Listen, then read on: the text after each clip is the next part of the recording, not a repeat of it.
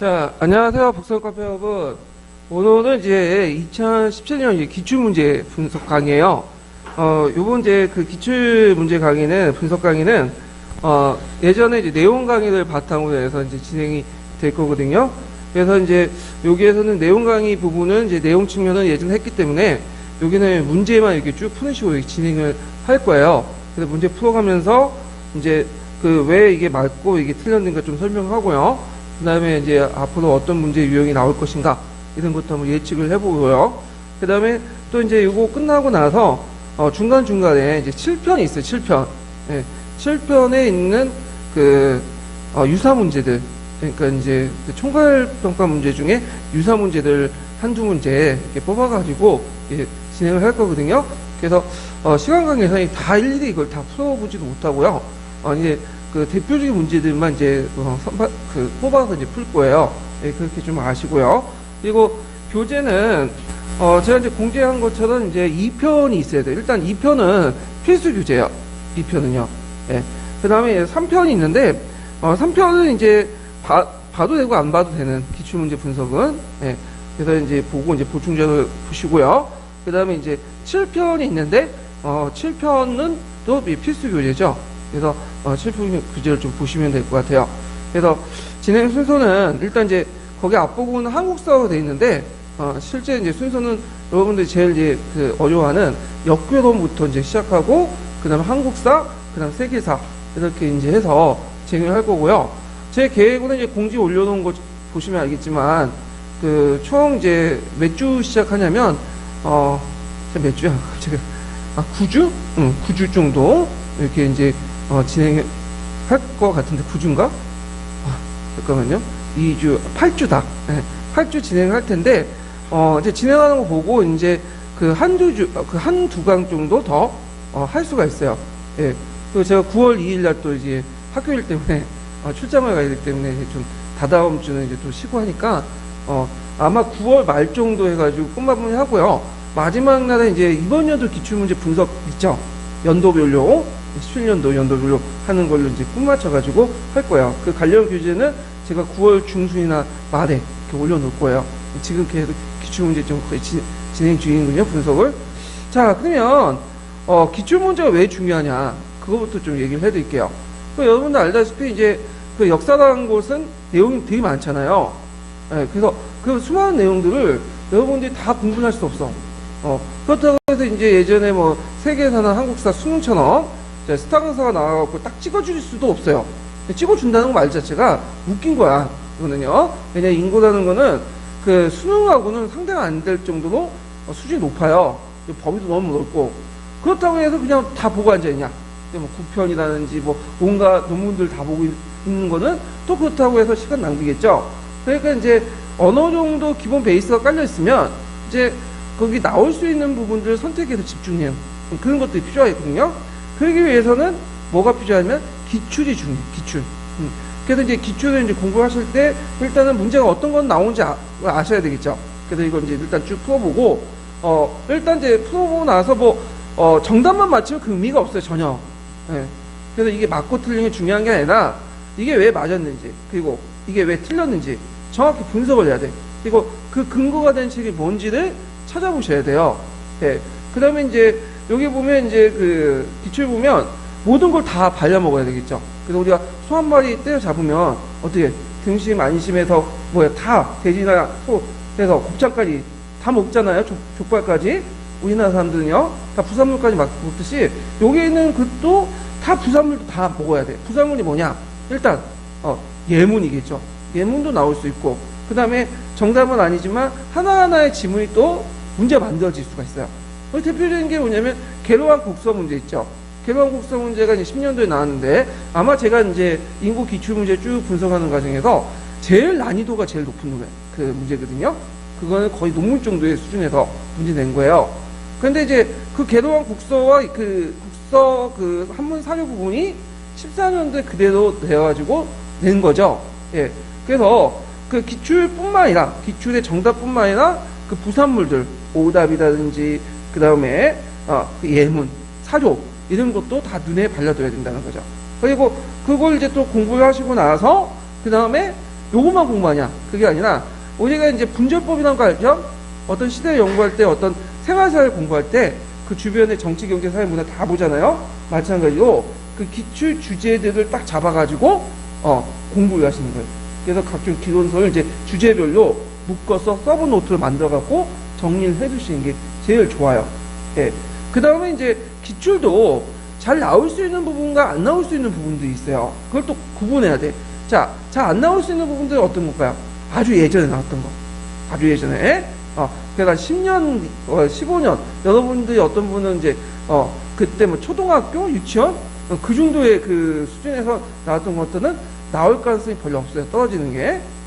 그래서 예전에 기출빈도가 높다고 해도 떨어지는 것들은, 요즘에 안 나온 것들은 거의 안 나온다고 보시면 돼요. 예, 이런 것들. 그리고 대표적인 게 이제 뭐냐면, 예전에는 이제 논술 형태의 문제가 있었죠. 뭐 200자, 300자 쓰는 거. 그렇기 때문에 주로 어떤 이동 관점 이런 것들 써고 하는 건데, 이런 문제들이 나올까 안 나올 거야? 상대적 안 나오죠. 왜냐하면 채점하기가 상당히 불리해. 불편하죠. 그래서 되게 이제 한마디, 뭐 3음절, 4음절 이렇게 얘기하거나 아니면 이제 많이 서술형 한두 줄, 세 줄 이내는 넘어가지가 않아. 두 줄 이내로. 그러니까 요 정도만 파악을 해도 될 것 같아요. 그러니까 주로 여기에 있는 답안들 중에 기출문제 이렇게 답을 구성할 수 있는 부분들을 이제 파악을 해두시고요. 그 다음에 기출 주제 중에 어쩌다 한 번씩 나오는 문제도 있어요. 어쩌다 한 번씩 나오는 게 뭐냐면 진짜 그냥 틀리라고 낸 문제가 있어. 그래서 이제 요번에 예전에 나왔던 오스트리아 뭐 대독일주의 그런 거 있죠. 프랑크푸르트 헌법 같은 것들. 그런 것들 논문이 교수가 이제 논문 내고 자기가 예전에 독일어 공부할 때 그 논문 내갖고 낸 건데 이런 거는 누가 맞춰도 그거는 때려 맞힌 거지 제대로 알고 맞춘 사람 한 명도 없고 그런 문제들이 나올 가능성이 있겠죠 앞으로도. 근데 그런 문제를 그냥 틀리려고 낸 거야. 그래서 이런 것들 이제 포기해버리면 되는데 일단은 기출이 나왔으니까 분석은 해놔야 있죠. 그래서 제가 분석 자료를 이제 제시를 했는데 이것만 봐도 충분해요. 네.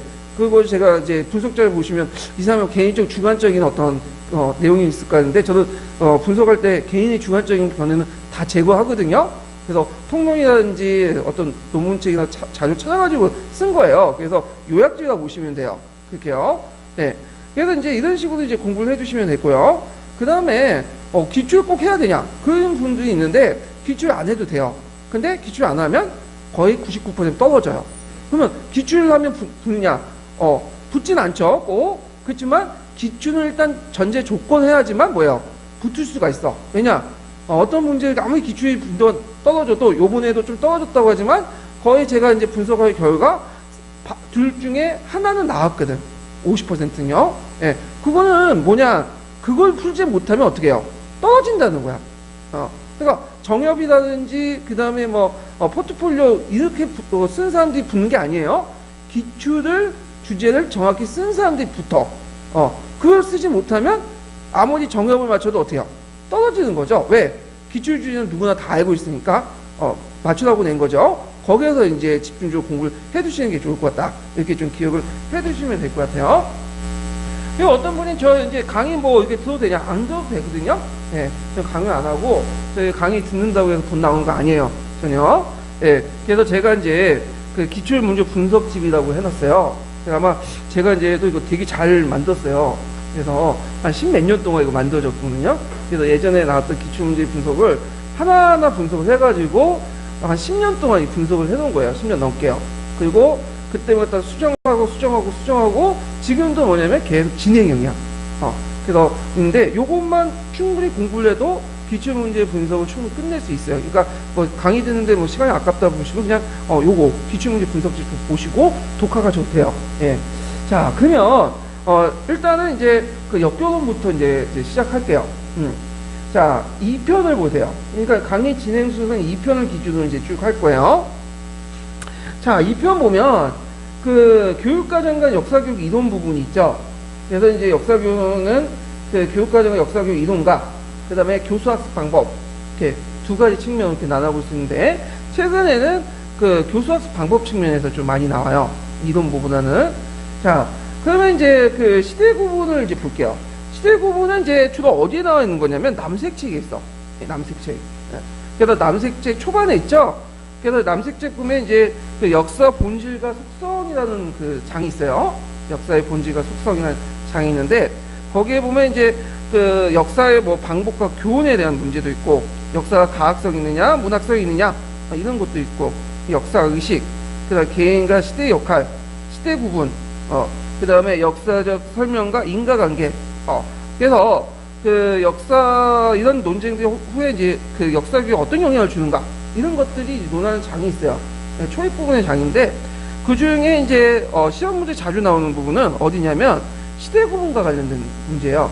예, 그 뒤에 이제 역사 의식이라든지 역사적 설명과 인과관계 이런 부분도 있지만 이거는 뒤에 다른 부분이 있기 때문에 넘어가고 여기에서 유일하게 나오는 부분은 지금까지 두 문제 시대 구분과 관련된 문제가 나왔어요. 그래서 요 공부하실 때 시대 구분과 관련된 부분들 집중적으로 보시면 될 것 같아요.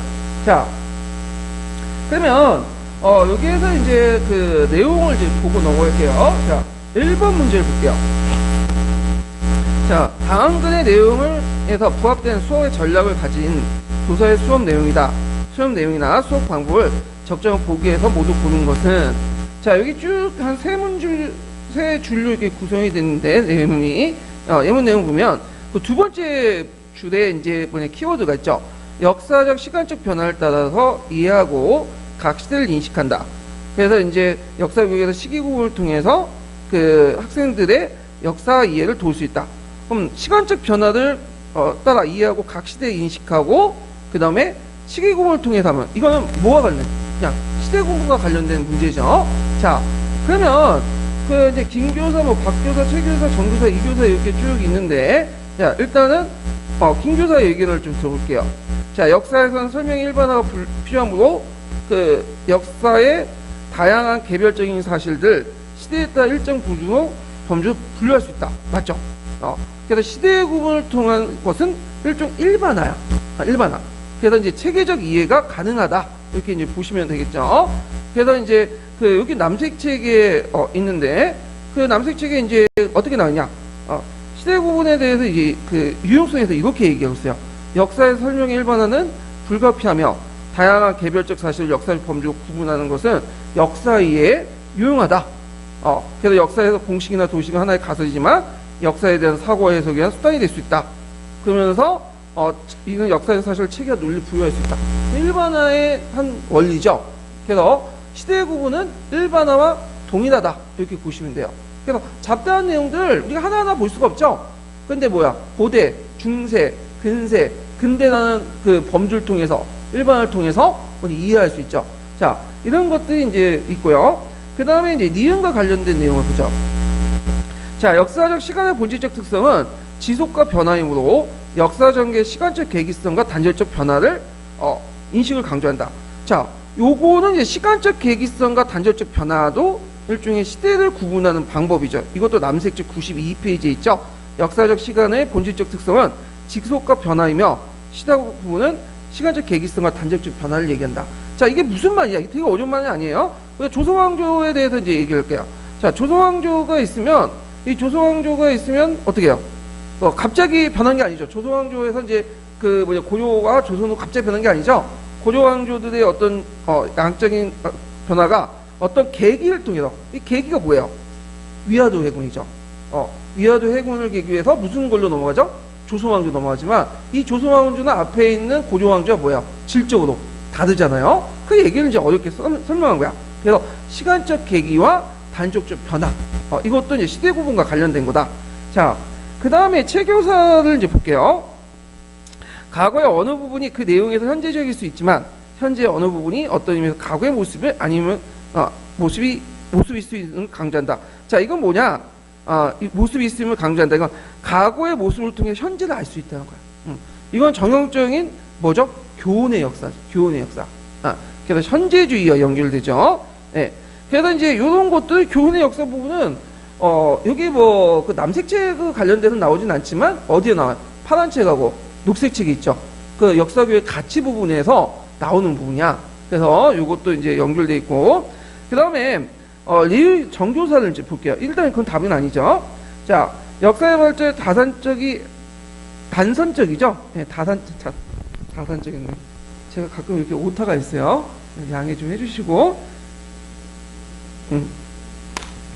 단선적이 아님을 이해하고 비이성적 불합리나 우연적인 역사에 미친 영향을 알 수 있다. 자, 이거는 뭐냐면 그 남색지에 보면 역사의 가학성과 대비해서 역사에 뭘 강조하냐? 문학성을 강조해. 가학성은 법칙적이죠. 문학성은 단편적이고 파편적이고 개별적이잖아요. 이런 것들 있고, 그 다음에 이제 굳이 이제 또 다른 거 연결시키면 뭐와 관련돼 있죠? 요번에 이제 기출의 문제 나왔다. 포스트 모더니즘의 역사 인식과 또 연결돼 있죠. 근데 이제 요 주제 시대 구분하고는 거리가 좀 멀어. 시대 구분 단선적이 아니에요. 뭐죠? 일관된 어떤 흐름이 있죠. 네, 이렇게 좀 거리가 멀고. 자, 고대, 중세, 근대 3분법은 단순히 왕조의 변화를 기준하기보다는 정치, 경제, 사회, 문화적 사실을 기초한다. 네, 맞죠? 그래서 보통 이제 우리가 고대, 중세, 근대를 나눌 때 왕조 변화를 기준으로 하면 안 돼요. 근데 이제 우리나라 같은 경우는 좀 약간 예가 뭐냐면 우리나라는 뭐 고조를 뭐라 해요? 중세 시대라고 하죠. 그 다음에 조선을 근세라고 하잖아요. 그건 뭐냐? 우리나라 같은 경우에는 왕조의 역사가 길어. 보통 이제 일본이라든지 그 다음에 중국 같은 경우 왕조나 왕과 되게 수명 주기가 몇백 년이에요? 200년이죠? 근데 우리나라는 500년이 넘어요. 그 다음에 500년 동안 정치 사회 구조가 어떻게 돼요? 변화가 일어나죠. 그래서 대개 보면 우연인지 몰라도 왕조의 변화와 정치 사회적 경제 변화가 거의 상당히 일치돼요. 이런 부분이. 그렇지만 여기에서는 일반적인 얘기를 하는 거야. 그래서 왕조적인 변화보다는 정치 사회 경제 문화적인 어떤 측면에서 시대 구분을 해야 된다. 이런 것들 좀 기억을 해두시면 될 것 같아요. 자, 그러면 답은 이제 어떻게 했어요? 기은, 니을, 미은 요 부분이겠죠. 그래서 답이 이제 4번이 되고요. 그 다음에 다음 주제에 넘어갈게요. 다음 주제, 다음 문제로. 자, 요번에 이제 관련된 부분도 똑같이 12년 문제인데, 그, 시대 구분과 관련된 거죠. 그래서 이것도 이제 남색책이 답안 근거가 다 있는 내용이에요. 그래서 이제 찾아보시면 되는데, 자, 일단 문제를 풀어보면요. 자, 기획과 니은에 대한 설명 후 적절한 것을 보기에서 있는 대로 고른 것은 이렇게 했거든요. 자, 그래서 이제 이거는 한번 대놓고 이제 시대 구분이 나가네요. 그래서 이제 역사 이해가 길자면 호용이 갖춘다. 그래서 이것도 일종의 시대 구분의 유용성이죠. 예문 잘 읽어두시면 된다고 했죠. 그래서 시대 구분을 구분한 대표적인 사례가 고대, 중세, 근대 3분법이죠. 자, 일단 여기 3분법은 언제부터 나왔을까요? 3분법은 시대 구분을 처음 했던 사람이 어떤 사람이죠? 르네상스죠. 예, 그 르네상스인들을 자신을 뭐라고 했어? 근대화하고 전에 있었던 걸 뭐죠? 중세하면서 단절시켰잖아요. 그래서 우리는 이제 중세와 단절시키고 중세를 암흑의 시대로 하고 자기를 어디와 연결시켰죠? 그 고대와 연결시켰잖아요. 예. 그래서 이제 이런 3분법이 있었고, 그래서 유럽에서 처음 나왔고, 이런 그 서양사의 인식은 이제 뭐냐면 구에도 영향을 미치고, 계몽주의자나 그런 사람들에 영향을 미치고, 또 우리나라에서 또 이제 3분법이 이런 것들이 도입을 하죠. 근데 우리나라 같은 경우에는 좀 약간 특이하게 일본 학계에 좀 영향을 받아서 일본은 여기에다 뭘 갖다 붙여서 또 중세와 근대 중간 사이인 근세라는 개념을 집어넣었죠. 네. 그래서 4분법. 그 다음에 또 근대에다가 또 뭐가 있죠? 현대 5분법. 이거 이렇게 발전돼 나가죠. 자, 하여튼 있고, 자, 역사에서 이제 시대 구분의 수많은 사실들 분류해 역사 흐름을 파악하는 데 도움이 된다. 이것도 시대 구분의 유용성이죠. 애워두시고요. 그래서 이제 그 학생들이 시대 구분의 목적과 의의를 이해할수록 시대 구분을 주제한 역사학습이 필요하다. 이렇게 이제 주장을 하고 있어요. 자, 그러면 일단은 이제 기억에 관련된 설명, 역사가 해석과 판단이 개입된 구분이 맞죠. 시대 구분은 상당히 주관적이야. 그래서 이제 남색책 얘기만 좀 해보면, 자, 고대, 중세, 근대인데 계몽주의자든 중세 상당히 낮게 평가했죠. 근데 이제 19세기 낭만주의자든 그 중세라는 게 근대 가두기가 아니고 그 자체가 하나의 개별적인 어떤 특징을 가지고 있고 낭만의 어떤 시대다 이렇게 하고, 랑케도 상당히 좋게 평가했죠. 중세를. 마르크스는 기준 자체가 다르죠. 마르크스는 뭐예요? 생산 수단의 변화에 따라서 고대, 중세, 근대 이렇게 바뀐다. 그래서 누가 시대 구분을 나눴다서 상당히 기준이 주관적이고 자의적이다 이렇게 이제 특징이고요. 그 다음에 자, 기획을 보면 서양의 다른 지역에 적용하기 어렵다는 비판이 있다. 맞죠? 네. 예를 들어 서양의 중세는 상당히 지방분권적이죠. 근데 우리나라의 중세라고 하는 고려나 물론 조선에 비해서 지방분권이지만 상대적으로 중앙지권. 네. 우리나라에서. 네. 그래서 이거 중세를 서양 측의 중세로 이렇게 우리나라 도입하기는 상당히 힘들죠. 그래서 그 이제 남색 책에 보시면 그 시대 구분의 문제점이 몇 가지 쭉 나와요. 예문과 함께. 그래서 이거 예문도 같이 외워두세요. 예. 자, 그 다음에 여기 보면 학생 수도 시대 구분의 자신의 관점이 갖도록 게 바람직했다. 자, 맞죠? 그래서 이거 뭐 당연한 얘기를 적어놓은 거죠. 이거 당연한 얘기인데 당연한 얘기가 객관식 가끔씩 나오거든요. 예. 그냥 맞추라고 낸 건데. 자, 이걸 보면 되고요.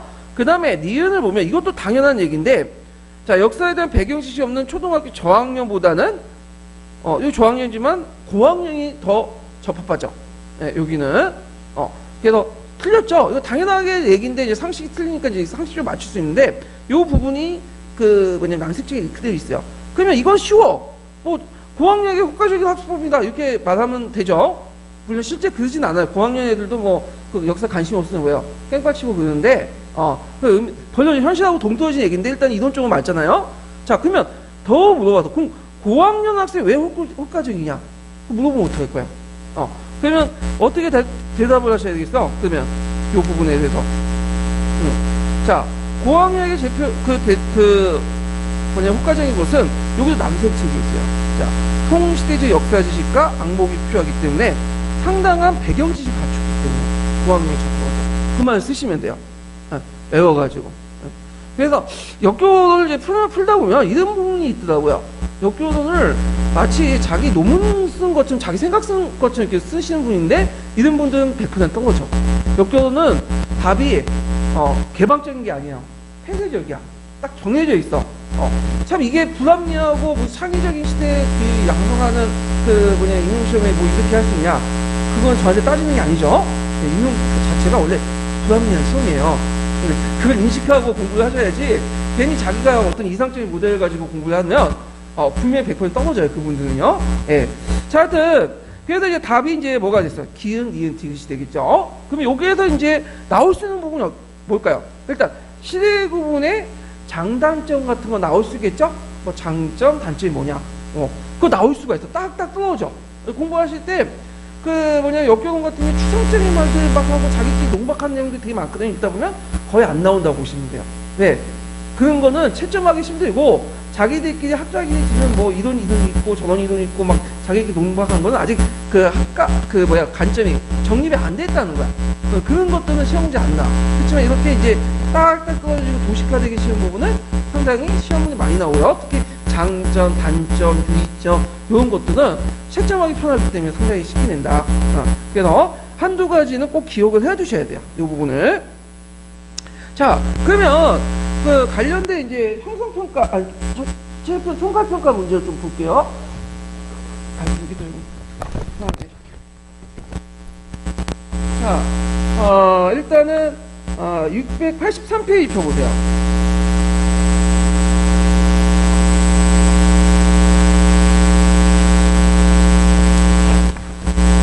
제가 이제 그 총괄평가를 이렇게 문제를 냈는데, 이거는 이제 예전 모의고사 문제를 정리해 놓은 거예요. 네. 그래서 좀 풀다 보시면 알겠지만, 좀 약간 주제와 내용이 많이 겹쳐요. 왜냐면 이제, 모의고사 문제는 그 기출 주제로 해갖고 나올 수 있는 확률성 있는 문제를 많이 내기 때문에 그런 현상들이 일어나는데, 그래서 이걸 좀, 그래도 많이 풀어보면 여러분도 이제 많이 도움이 되실 거예요. 일단 683페이지, 4번 문제 볼게요. 4번. 여기 시대 구분과 관련된 내용인데,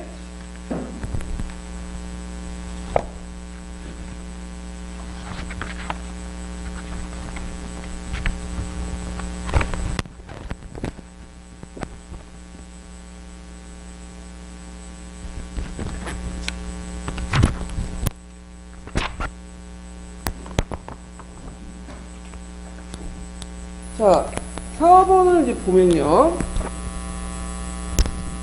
4번을 보면,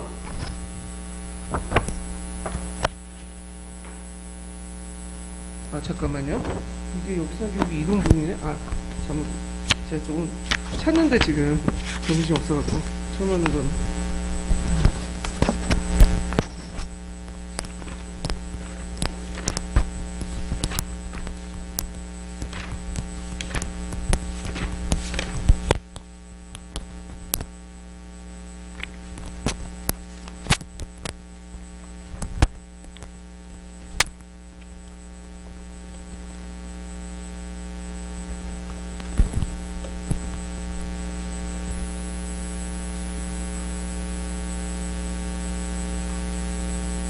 자, 문제 풀어볼게요.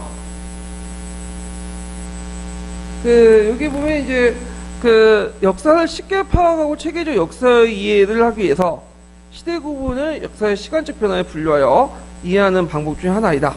자, 역사가에 따라 각 시기를 바라보는 관점이 다르다. 그래서 가시기에 고대와 중세를 어떻게 인식했는지 서술해보고 나의 기억의 관점에 입각해서 알링 피남이 중세 시대를 어떻게 보고 접근했는지 구체적 내용을 근거 500자 이내로 쓰시오. 그리고 시대 구분할 때 역사학습 이용점을 두 가지로 설명하시오. 이렇게 했는데 제가 이제 이거 500자 이내로 이렇게 서술하는 부분은 그 14년 기출문제 좀 많이 냈어요. 왜냐면 이때는 이제 앞으로 처음 보는 거기 때문에 어떻게 나올지 몰랐거든요. 그래서 예전 걸 기반으로 해서 이렇게 이제 했으니까 좀 기억을 해두시고 이런 문제는 안 나와요. 예, 500자, 400자 이런 식의 문제는. 자, 그러면 일단 가는 이제 역사 시대를 구분한 대표에서 고대, 중세, 근대의 산불법, 르네상스 인문주의자들이 이제 얘기한 거고, 자, 나는 이제 시대 구분할 때 시대 구분 기준은 뭘로 삼느냐, 사상적 변화를 삼느냐, 정치 변화를 삼느냐, 경제 변화, 이것도 이제 남색책에 있는 예물을 그대로 따가지고 이제 문제를 냈어요. 그러면 나의 가시기의 고대와 중세 인식은 아까 언급한 것처럼 그리스 로마 문화를 되게 성리적으로 봤죠. 근데 중세를 암흑의 시대로 봤어. 고립의 시대를 보고. 그래서 되게 이제 근대 르네상스 시대는 요걸 뛰어넘는 시대로 보죠. 그래가지고 이제 중세를 뛰어넘고 고대와 연결되는 시대로 본다. 그래서 상당히 부정적으로 봤다 이렇게 이제 쓰시면 되고요. 자, 그 다음에 이제 알린 피덴 관점 같은 경우는 이제 뭐냐면 알린 피덴 같은 경우에는 이제 보통 우리가 중세의 시작을 언제 봐요? 게르만 민족의 이동과 그다음 로마 제국의 멸망을 보죠. 서로마 제국의 멸망. 근데 이 사람은 이제 이거를 정치 체제로 보지 않아. 기준을. 여기에서 이 사람은 뭘로 보냐면 이 사람은 이제 사회 구조적인 측면에서 봐요. 그래갖고 이제 특히 경제적 측면에서 보죠. 그래갖고 이제 뭐냐면 8세기 이전과 이후 봐. 이 8세기 때는 뭐와 관련된 거죠? 이스람 상대 진출. 그다음 후에 노르만족의 이제 침입. 이런 걸 기준으로 봐가지고 8세기 전까지는 그래도 고대의 어떤 변화, 고대 경제 형태가 그대로 유지한다. 금화나 음화도 사용되고.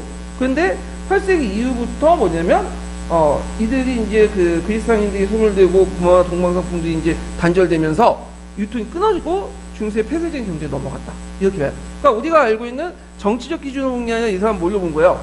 사회경제적 기준으로 본 거죠. 그래서 어떤 기준에 따라서 이제 다르다. 이렇게 좀 기억을 해두시면 되고요. 그 다음에 이제 거기에 보면 시대 구분의 유용점 외워두셔야 되겠죠. 아마 이게 시험 문제 많이 나올 거예요. 자, 역사의 길잡이 호용성 가치를 지닌다. 그대로 문제 예문에 나왔죠. 그 다음에 다양한 개별적인 사실들 역사적 범주를 구분하고 역사를 이해 유용할 수 있고, 그 다음에 잡다한 역사적 사실의 체계와 논리를 부여하여 역사 시기의 특징을 이해할 수 있고, 역사 흐름의 전개와 일관성에 입각해서 시대 구분의 역사적 의미를 부여할 수 있다. 이거 외워두셔야 돼요. 저도 못 외우는데 여러분들 외워야 돼. 왜? 여러분들 시험장에 들어가서 글 써야 되잖아요. 저는 그냥 이해만 하면 되고. 예, 그게 차이가 있어요. 자, 그 다음에 5번을 이제 볼게요. 5번. 자, 요 5번도 이제 앞부분과 많이 겹치는 부분인데, 자, 일단 낭만주의자의 견해, 서양 중세의 낭만주의자의 의견의 견해는 앞부분의 르네상스자들의 견해와 다르죠. 앞부분의 르네상스 시대를 뭘로 봤어요? 암흑 시대를 봤잖아. 근데 이 시대를 이제 감성이 넘치는 시기, 과도기 시기가 아니라 독특한 개별적인 정체성을 가지고 있는 시기, 이렇게 봐요. 그래서 낭만주의자와 그다음 계몽주의자, 그 다음에 르네상스인들이 중세를 보는 시각이 다르고요. 특히 낭만주의자들은 이렇게 개별적인 본다는 것, 중세 하나의 시대를 개별적인 시대를 본다는 것은 또 어디에 역사주의적 성격이죠. 역사주의도 개별성을 강조하잖아. 그러니까 역사주의, 낭만주의가 플러스 돼갖고 랑케에 영향을 줘요. 랑케. 그래서 랑케도 중세를 상당히 좋게 보죠. 이렇게 이제 기억을 해두시면 될 것 같아요. 자, 그 다음에 시대 구분의 학습의 유용점. 아까 처음에 학생에게 읊어드렸죠. 제가 외워서 쓰시면 되고. 그 다음 문제점인데, 문제점이 되게 많아. 그래서 이제 문제점 보면 유럽중세 3분법적인 어떤 문제. 그래서 다른 지역에 적용하기 힘들고, 일반적인 문화적 동시성이 존재하지 않고요. 그 다음에 역사 발전, 복수적, 추상적 시대 구분은 타당한 신빙성을 부여할 수 있고, 단일 국가의 명령한 기준이 설정되기 어려운 관점에 따라 논란을 이야기할 수 있다. 한 4가지 정도 나오거든요. 예, 제가 굳이 이제 여기 설명을 안 드릴게요. 내용 강의 지금 하는 게 아니기 때문에. 그래서 여러분들 요거 이해를 못해도 그냥 키워드만 외워두세요. 여러분들 얼마나 이해했는가는 보지 않거든요. 예, 그래서 일단은 요거 다 외워가지고 쓰시면 될 것 같아요.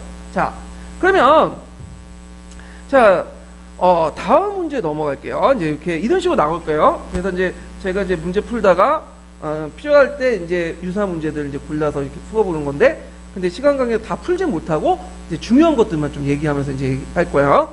자, 그러면 이제 그 슐만의 분류를 보죠. 슐만의 분류. 자, 슐만의 분류도 은근히 사람 많이 나와요. 얘도. 그래서 이제 슐만의 분류에서 이제 많이 나온 것들 보면 이제 내용 지식, 교수 내용 지식을 뭐냐? 되게 물어보는 게 교수 내용 지식이거든요. 그래서 내용 지식, 교수 내용 지식, 교육과정 지식 중에 교수 내용 지식을 물어보는 게 있고, 가끔씩 09년 기출문제 2차 때, 여기는 언급을 이제 뒤에 문제지만, 교육과정 지식을 뭐냐, 이렇게 물어보는 게 있어. 그러니까, 일단은, 내용 지식은 안 나올 것 같아. 일단, 유치하잖아. 그러면 교수 내용 지식하고 교육과정 지식이 나오겠죠. 또 외워두세요. 달달. 일단. 자, 그러면, 슐만의 분류 1번을 이제 볼게요. 1번. 자, 슐만이 제시한 교수 내용 지식에 대한 설명으로 옳은 것은, 이렇게 했죠. 자, 특정 교과와 상관없이 교육하기 일반화한다는 이론 범주에 해당한 지식이다. 맞는 것 같죠? 교수 내용 지식이 있으니까. 그게 아니에요. 슐만은 영역 고유인지론과 영역 중립인지론의 어디 편에 썼죠? 영역 고유인지론. 그래서 슐만이 교사가 잘 가르치고 갖춰야 7가지 기반을 제시했어요. 여기에서 이제 보통 3가지 얘기하지만 그 플러스 4가지가 더 있어요. 근데 플러스 4가지까지 얘기할 필요 없고, 그 중에 중요한 게 내용 지식, 교수 내용 지식, 교육과정 지식인데, 이거는 뭘 기반으로 하는 거야? 해당 교과의 내용을 얼마나 많이 알고 있는 걸 기반으로 하는 거야. 왜? 교수 내용 지식이라도 자기가 많이 알아야지 뭐예요? 잘 가르칠 수 있죠? 이건 일단 전제가. 자, 그래서 요게 이제 있고, 그 다음에, 그리고 슐만이 여기 부각된 게 뭐냐면, 영역 고유 인지론 때문에 부각된 게, 이 사람이 만약에 범교과적 이론을 주장했으면, 역사교육론에서 절대 부각될 수 없죠. 시험 문제 안 나올 거예요. 이 사람이요. 자, 그 다음 2번을 보면, 자, 대학에서 전공한 학문을 바탕으로 형성된 거 신인교사가 지니는 지식이다. 이건 무슨 지식에 속하죠? 내용 지식이죠. 네, 내용 지식. 그래서 이제 경력교사와 신인교사가 비슷한 거는 유일하게 뭐예요? 내용 지식이잖아요. 자, 그 다음에 이제 교수 내용 지식이니까 아니죠. 일단은 네, 배제하고 3번을 보면 교사가 이제 학생들의 교과를 이해하게 제시하고 조직하는 방식을 포함하는 지식 맞죠? 교수 내용 지식. 그 다음에 학생들이 다른 교과에서 학생들에게 교육과정 자료에 대한 지식과 이전 학년을 배웠거나 당연히 배울 내용 관한 지식이다. 이건 뭐와 관련된 거죠? 교육과정 지식과 관련된 거죠. 그러니까 어렵게 설명하죠. 교육과정 지식은 6차 교육과정, 7차 교육과정, 7차 교육 개정 이런 게 다 교육과정 지식이에요. 예. 그래서 이런 것들을 이제 기억을 해두시면 되고요. 다음 문제는 이제 예전에 이제 99년 추가 문제인데 99년 추가가 뭐냐 이렇게 하시는 분도 있는데 예전에 이제 그 김대중 대통령께서 그 교원 연령을 65세에서 62세로 확 줄여놨어. 그러니까 3년 동안 주니까 퇴직자가 많겠죠. 명예퇴직금도 많이 주고 하니까. 예. 그러니까 그때 많이 뽑았어요. 그래서 99년도는 한 번 더 뽑은 거예요. 추가로. 그래서 제가 이제 알기로는 99년도가 제가 이제 대학교 2학년, 3학년 때인데 제가 이제 뭐 재수도 하고 이제 그 1년 또 꼴고 해가지고 좀 늦게 이제 졸업을 했는데 그때 몇 명을 뽑았냐면 경기도에서 130명인가 140명 뽑았어요. 이게 완전히 한글 시대였지.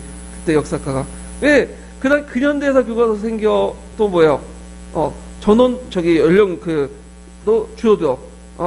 그래서 퇴직 시기도 줄어들고 하니까 많이 나온 거지 그냥. 지금하고는 비교가 할 수 없어. 그때 되게 많이 뽑았다. 하여튼 뭐 그때 이제 뽑은 거고. 그러면 내용 지식, 교수 내용 지식, 교육과정 지식. 자, 이거 쓰라는 거 너무 쉽죠 이거. 그래서 요런데 만약에 이런 문제 나오면 틀리면 어떻게 돼요? 떨어지는 거야. 떨어지는 거. 그러니까 내용 지식은 뭐 교과의 기본 개념과 원리 및 방법론 지식이고, 그 다음에 교수 내용 지식 여러분도 아시다시피 이제 가르치기 위한 내용 지식으로서 뭐 유추, 운유, 직유 이런 것도 있고, 그 다음에 특정 주제를 쉽게 하거나 어렵게 만들거나 다양한 연령과 배경을 지닌 학생들이 지니는 개념적 오해와 편견, 학생들의 인지 구조를 이해하는 거, 파악하는 거. 저도 하도 이게 읊다 보니까 애웠어 이거는. 내용 지식은. 예. 교육과정 지식은 교육과정 지식은 일정한 단계나 어떤 주제나 교과를 가르치기 위한 교환된 1년의 프로그램과 관련된 교육과정 자료를 이용할 수 있는 지식. 제가 이렇게 여러분 봐도 이제 알 수 있는 걸 왜 이렇게 읽냐면 이게 중요하니까 이걸 그대로 쓰셔야 돼요. 외워가지고. 자, 그러면 2번은 이제 좀 약간 생각한 문제죠. 내용 지식, 교수 내용 지식, 교육과정 지식을 이용하여 경력교사가 초임교사가 더 유능하다라는 진술을 정당해 보시오. 이 말에 여러분들 많은 분들이 동의할 수는 없죠. 예. 근데 노란책 그렇게 하라고 하니까 일단 동의하고 푸시면 돼요. 자, 왜 뛰어나겠어요?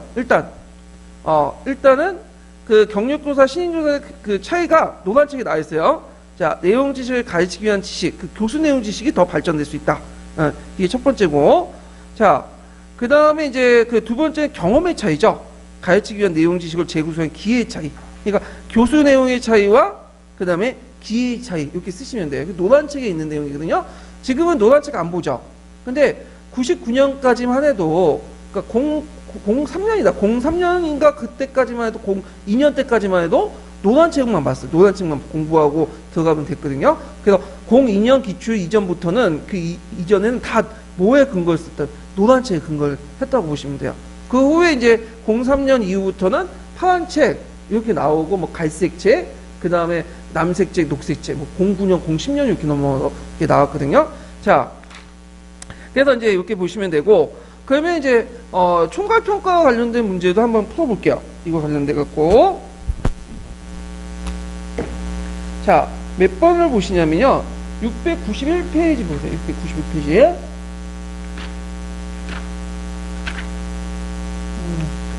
19번 문제 볼게요. 19번. 19번.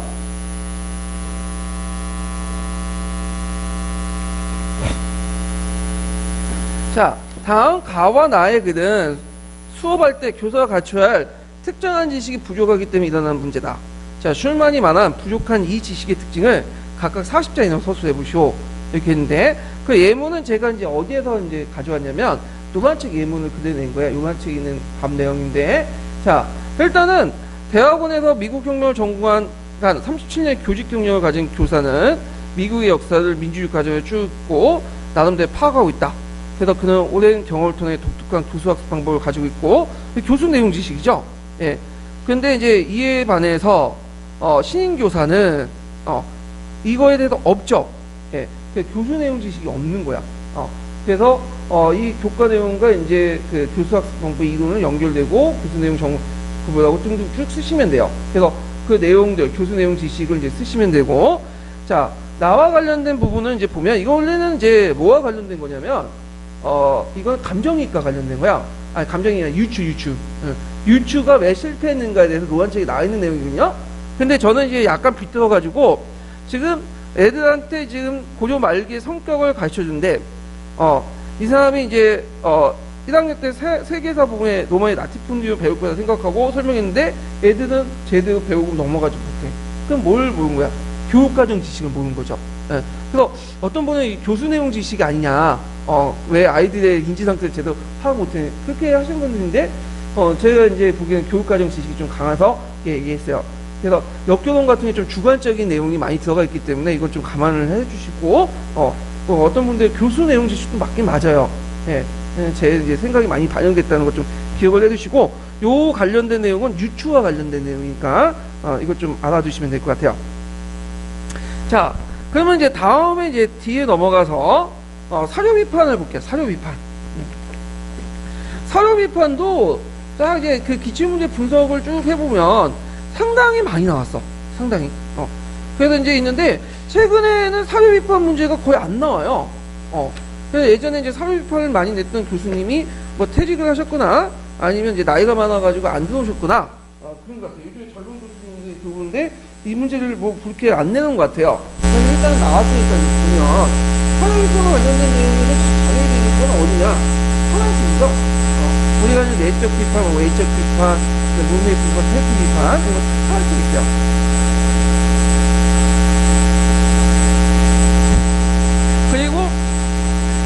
사료 비판에서 이제 또 갈색책이 한번 나온 게 있는데, 그게 이제 와인본의 발견법, 일본 문제거든요. 그게 아마 06년 기출 문제일 거예요. 근데 이거 딱 나오고 안 나왔어. 그래서 그건 안 나올 가능성이 되게 많아요. 최근에 갈색책이 안 나와요. 네. 14년부터 이제 객관식 기출문제 때는 좀 나왔는데, 갈색책 내기가 좀 그러나 봐. 시점하기가 좀 그렇고, 기출, 약간 뭐냐면, 쓰는 게 좀 많아갖고 해놓고, 근데 예전에 뭐 오리엔테리즘 해가지고 좀 많이 나왔거든요? 근데 안 나와. 야, 그 생각을 안 나올 수밖에 없는 게 뭐냐면, 오리엔테리즘 비판하시오. 몇 자 쓰겠어요? 하나, 200자, 300자 넘어가. 시점하기가 불편해. 그냥 안 되는 것 같아. 이렇게 추상적이고, 내용이 많은 거는. 자, 뭐 이렇게 있는데, 하여튼 사료비판은 파란책 내용이 되게 많이 나온다. 그리고 이렇게 나올 때 이제 거의 뭐가 나오냐면, 문맥 비판. 문맥 비판도 그냥 쓰는 게 아니죠. 어떤 사료가 주어지고, 그 관련된 적용하는 문제들이 좀, 시험문제 나오죠. 자, 일단은 이제 1번 문제 볼게요. 1번 문제는 이제 뭐와 관련된 거냐면, 와인버그의 발견법이야. 아까 말한 것처럼 어디에 있다고 했죠? 갈색책에 있는 내용이야. 그래서 이제 그 와인버그의 발견법 왜 필요하냐면, 사료라는 게 완전하지가 않죠. 불완전하고, 지금까지 내용 것 중에 빠진 내용도 많고, 그 다음에 왜곡된 것도 많고, 그렇기 때문에, 그 속에서 이제 사실, 그게 사실이라는 건 역사적 사실을 이제 역사가짜죠. 발견하기 위해선 역사가 나온다 사료 비판을 통해 끄집어내야 될 거 아니에요? 그 방법론을 제시한 게 뭐냐면, 와인버그의 발견법이다. 이렇게 보시면 돼요. 그래서, 네 가지를 제시했죠. 구제 방법, 학증, 맥락화, 출처 확인, 부재 증거 고려. 이렇게 네 가지가 있고요. 그거에서 이제 물어보고 있는데, 자, 여기에서 이제 그 문제만 풀어볼게요. 뭐, 이건 중요한 내용은 아니니까. 자, 역사가들이 텍스트를 어떻게 읽는가? 세 번째 단락이에요. 와인버그는 역사가들이 사료에서 사실을 발견하기 위해 활용하는 방법을 학증, 맥락화, 뭐 들어가 있어? 출처 확인. 그 다음에 부재 증거 고려. 이렇게 이제 보시면 되겠죠. 그래서 이제 그 출처 확인이 예전에도 나왔어. 14년도 나왔죠. 근데 이거는 와인버그와 관련된 게 아니라 와인버그의 영향을 받은 뭐야? 드레이크. 네, 그래서 출처 확인 개념은 꼭 아셔야 돼요. 뭐 똑같으니까. 일단 출처 확인은 뭐야? 출처 확인은. 자, 이게 과연 신뢰성 있는 책인가 아닌가를 먼저 아셔야 되겠죠. 자, 그래서 인날본부를 이제 연구하는데 1번 서기를 100% 그대로 믿고 연구해요. 뭘 제대로 안 한 거야, 지금? 출처 확인을 안 한 거죠. 왜? 1번 서기라는 것 자체가 뭐예요? 황실을 미학에서 만든 거잖아. 역사 왜곡의 대표적인 거잖아. 근데 그걸 100% 믿으면 안 되겠죠. 예. 그래서 이런 것들이 출처 확인이다. 예, 이렇게 이제 보시면 되고요. 그 다음에 거기에 부재 증거의 고조의 의미를 쓰라고 했는데, 역사가 문헌증을 고조할 때 저자가 의도적으로 빠진 부분을 고조하는 거야. 왜냐면 저자라는 것도 사람이기 때문에 지금도 여러분들 이제 뭐 어떤 상황이나 이런 것도 설명하면 자기한테 유리한 건 얘기하고 불리한 건 어떻게 해요? 빼죠. 그래서 이제 뭐 결혼을 했는데 남자가 이 여자가 참 만약 내가 결혼 안 하려고 하는데 이 여자가 쫓아와서 결혼했다. 얘기했단 말이에요. 그걸 그냥 믿어서 안 되겠죠. 실제로 뭐야? 그 남자가 쫓아가서 이제 여자가 할 수 없이 결혼한 거를 이 남자가 그런 식으로 왜곡해서 사실을 숨긴 채 얘기를 한단 말이에요. 자, 그래서 이거 사람들이 숨기려고 했던 것들을 썰렁 혼주처럼 찾아내야 돼. 이런 것들이 뭐냐면 부재 증거의 고조야. 그래갖고 이제 그 역사가 문헌증을 고초할 때 저자가 의도적으로 빼먹는 거 이렇게 쓰시면 되겠죠. 예. 그래서 이제 이런 내용들 좀 기억을 해주시면 되고요. 그래서 이제 대개 문제가 나올 때 이제 명칭 물어보고요. 그 다음에 관련된 또 다른 내용을 물어봐. 그래서 명칭을 꼭 외워두셔야 돼. 명칭. 이름이 중요해. 이름이. 내용을 빠삭하게 외워도, 알고 있어도, 이름을 모르면 뭐예요? 틀리는 거야. 그래서 정확한 이름 정도는 기억을 해두시고요. 자, 그 다음에 이제 2번을 볼게요. 2번. 자, 2번은 이제 파란 책에 있는 내용들, 원론적인 내용들 쭉 나와 있는데, 보통 이제 사료 비판과 관련돼갖고, 파란 책은 어떻게 돼 있어요? 일단 뭐부터 하죠? 외적 비판. 그 다음에 뭐야? 내적 비판인데, 내적 비판 크게 이제 텍스트 비판과 문맥 비판. 이렇게 있죠. 자, 외적 비판은 사료의 진위 여부나 사료를 복귀시키는 거야. 그래서 이 과정에서 인적 학문의 도움을 받아요. 의미를 밝히는 게 아니라 사료의 원상태를 복구하거나 이 사료가 가짜인지 진짜인지 파악하는 거야. 그래서 그러려면 어떻게 해요? 다른 학문을 동원해야 돼. 그래서 가짜다면 이제 뭐 고문서각이라든지 이런 것들 동원하고, 또 예전에 이제 비석이 숨겨진 마모된 비석들을 밝히려면 엑사이드 때 엑사이드 좁으면 어떻게 해요? 밝혀지죠. 방사성하고 그 관련돼 있고. 그러다 보니까 이제 이런 것들이 필요하다. 자, 그래서 이제 여기에 그 기획과 내용 외적 비판이고요. 니은에 들어간 뭐야? 문맥의 진정한 의미를 파악하고 그 다음에 그 의미를 넘어가지고 당시 사회 문화적 환경을 고려하는 거. 이건 뭐죠? 문맥 비판이죠. 문맥 비판. 그리고 이제 여기에서 이제 니은을 수행하는 단계를 써요. 만약 탐구식하고 이제 사료학습 연결되거든요. 잘. 그러면 여기에서 이제 제일 중요한 게 뭐겠어요? 여기에서는 일단 가설 확인은 알겠죠. 우리가 하기에는 어디에서 가설 확인, 그 다음에 그에 자료 수집과 분석, 가설 설정, 제가 말하자면 가설 설정, 자료 수집과 분석, 그다음 가설 확인, 검증이죠. 그럼 어디 단계에 속하죠? 자료 수집 분석하고 가설 확인에 속하죠. 가설 형성 자체는 아니겠죠. 이렇게 해가지고 이렇게 왜냐면 가설 설정한 다음에 예를 들어 이런 환경에서 일본서기는 왜곡됐기 때문에 우리 이거를 나름대로 비판적으로 읽어야 되는데 가설 설정하면 그 다음 단계 자료 수집 분석이나 가설 확인 단계에서 뭘 하는 거예요? 내적 비판을 하는 거잖아요. 그러니까 탐구학습에서 내적 비판이 필요한 단계가 어디 있는가? 요걸 이제 물어보는 거야. 좀 기억을 해두시면 되고 탐구학습은 예전에 이제 주로 안 나왔다가 최근에 또 부각이 되고 있어요. 그래서 탐구학습은 그 자체가 그 문제가 나올 수 있지만 항상 이제 사료학습과 연결돼 나와. 또 총괄학습과. 그러니까 탐구학습은 어디에든 집어넣든 조미 역할을 하는 거야. 다 결합이 돼. 일단 그렇게 알아두시고요. 자, 그 다음에 3번 문제는 이제 뭐냐. 이거는 이제 강개토 대왕의 신묘일조 기사를 이제 내고 그와 관련된 사료 비판을 하라. 이렇게 있는데. 자, 여기에서 이제 사료 비판, 그게 외적 비판과 내적 비판을 나눌 수 있다. 위자료에 대한 외적 비판을 하시오. 자, 일단은 뭐 신묘일조 기사 부분은 굳이 설명 안 할게요. 이거는 여러분 다 아실 테니까. 신묘일조 기사는 이제, 여기에서 보면 어떤 문제점이 있어요. 일단, 겉보기에 상당히 마모가 돼 있죠. 그래서 거기에 땡땡땡 친 것은 다 마모된 거야. 그래서 이 마모된 것들을 다시 복귀시키고 원상태로 넘어야 되겠죠. 예, 이런 것들. 그래서 이제, 외적 비판 어떻게, 글자 판독이, 마모된 판독이 어렵기 때문에 이런 것들을 다시 복귀시키고, 비문변조 같은 것들 설도 있죠. 이런 것들에 가서 살펴보고, 이런 것도 이제 외적 비판이죠. 그래서 원상태에 있는 글들을, 원래 있는 것들을 다시 복귀시키는 그런 작업들이 필요하고요. 그 다음에, 일단 내적 비판이라는 것은 이제 뭐 텍스트 비판도 있고, 뭐 그 당시 이제, 텍스트 비판과 그 당시 또 뭐냐면, 문맥 비판 있죠. 그래서 일단 거기 내용은 백잔이라는 맛이죠.